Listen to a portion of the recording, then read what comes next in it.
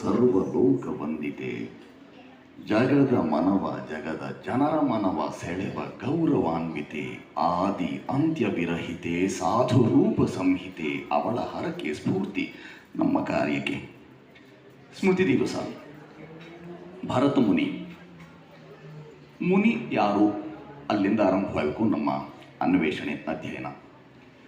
ಎಳೆಯರನ್ನೇ ಈ ಗುರಿಗೆ ಇಟ್ಕೊಂಡು ಸಂಸ್ಕಾರ ಭಾರತಿ ಕರ್ನಾಟಕ ಪ್ರಾಂತವರು, ಅದರಲ್ಲೂ ನಮ್ಮ ಅಕ್ಕನವರಾದಂಥ ಪದ್ಮಿನಿ ಓಕ್, ಡಾಕ್ಟರ್ ಪದ್ಮಿನಿ ಓಕ್ ಅವರು ಒಂದು ವಿಧವಾದ ಪ್ರಮುಖರಾಗಿ ಯಾಕೆ ನಿಮ್ಮಲ್ಲಿಗೆ ಬಂದರು, ನಿಮ್ಮನ್ನೇ ಉದ್ದೇಶಿಸಿ ಭಾರತ ಮುನಿ ಸ್ಮೃತಿ ಯಾಕೆ ಮಾಡಿದ್ರು, ಇವುಗಳನ್ನು ತದ್ವತ್ ಸಾಧ್ಯವಾಗದೆ ಹೋದರೂ ಒಂದು ಸಣ್ಣ ಸೂಕ್ಷ್ಮಾವಲು ಅರುಣರನ್ನು ಸೇರಿಸಿಕೊಂಡ ಹಾಗೆ ಈಗಷ್ಟೇ ಅಕ್ಕನವರು ಭರತ ಮುನಿನ ಎಷ್ಟು ಚಂದ ಸ್ಮರಿಸಿದ್ರು.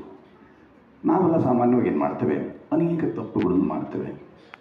ಸೂಕ್ಷ್ಮ ಅವಲೋಕನ ನಮ್ಮಲ್ಲಿಲ್ಲ. ಸೂಕ್ಷ್ಮ ಇರಲಿ, ಅವಲೋಕನವನ್ನೇ ಮಾಡೋದಿಲ್ಲ.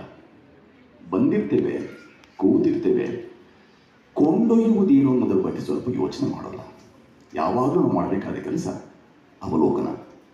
ಅಂಥ ಅವಲೋಕನ ಪ್ರಕ್ರಿಯೆಯನ್ನು ನಮ್ಮ ಹಿಂದಿನ ಋಷಿ ಮುನಿಗಳು ಎಷ್ಟು ಚಂದ ಮಾಡಿದ್ರು ಅನ್ನೋ ಕಾರಣಕ್ಕಾಗಿ ಇಂದು ನಮಗೆ ಶಾಸ್ತ್ರವಾಗಿದ್ದು ದಕ್ಕಿದೆ. ಇದು ಭರತ ಮುನಿ ನಾಟ್ಯಶಾಸ್ತ್ರ ಅಂತ ಹೇಳಿದಾಗ್ಯೂ ಸಹ ಅದೊಂದು ಕೈಪಿಡಿ, ವಿಶ್ವಕೋಶ ಅನ್ನೋದನ್ನು ಮರೆತು ಬಿಡ್ತೇವೆ. ವಿಭಾವಾನುಭಾವ ಸಂಚಾರಿ ವ್ಯಭಿಚಾರಿ ಸಂಯೋಗಾತ್ ರಸ ನಿಷ್ಪತ್ತಿ ಅಂತ ಹೇಳಿಬಿಟ್ಟಿದ್ದಾನೆ ಭರತ. ಅದರಲ್ಲಿ ಅಲಂಕಾರಗಳ ಬಗ್ಗೆ ಹೇಳ್ತಾನೆ. ರೂಪಕ ಅಲಂಕಾರ ಇದೆ, ಯಮಕ ಇದೆ, ದೀಪಕ ಇದೆ, ಉಪಮಾಲಂಕಾರ ಇದೆ, ಹೀಗೆ ನಾಲ್ಕು ಅಲಂಕಾರಗಳ ಬಗ್ಗೆ ಹೇಳ್ತಾನೆ.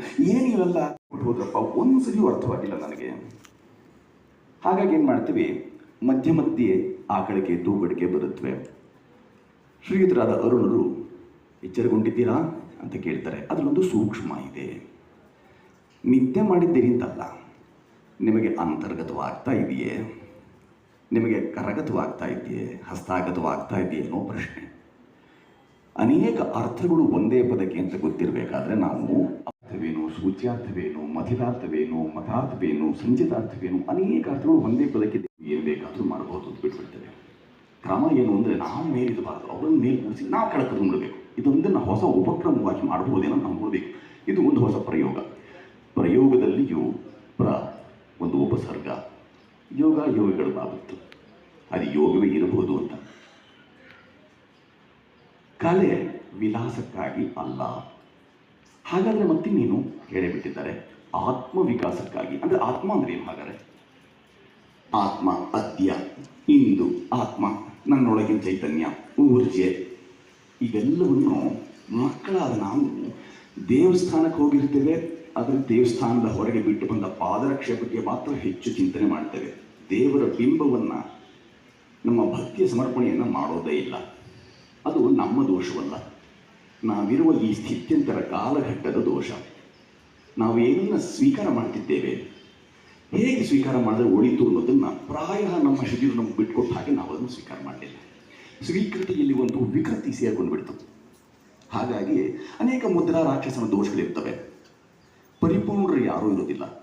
ಆದರೆ ನೋಡಿ, ಗುರೋಹ ಭಾವ ಸಂತಿ ಇದೆ.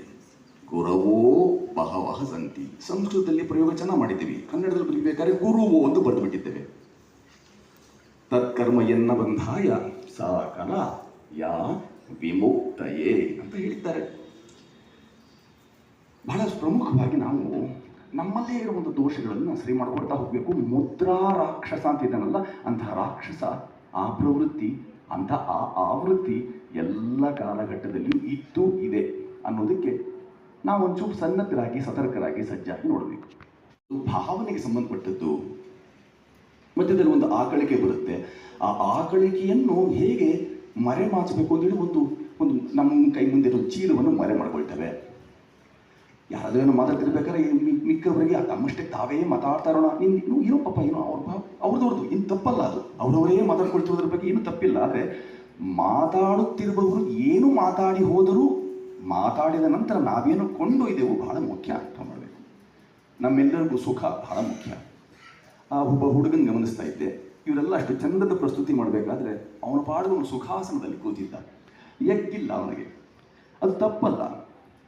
ಸುಖಾಸನದಲ್ಲಿ ಕೂರುವಂಥದ್ದಕ್ಕೆ ದೇಹವೇ ಸ್ಪಂದಿಸುತ್ತೆ, ದೇಹವೇ ಬಯಸುತ್ತೆ ಅನ್ನೋದಾದರೆ, ಈ ಸುಖವನ್ನು ಕಲೆ ಅಥವಾ ಸಂಸ್ಕೃತಿ ಮುಖಾಂತರ ಪಡೆಯೋದಾದರೆ ಯಾರು ಕಲಾವಿಹೀನ ಪಶುವಿಗೆ ಸಮ ಅಂತ ಹೇಳಿದ್ದಾರೆ, ಅಂತಹ ಪಶುಗಳು ನಾವು ಆಗದೆ ವಿವೇಕ ತುಂಬಿಕೊಂಡವರಾಗಿರ್ತೇವೆ.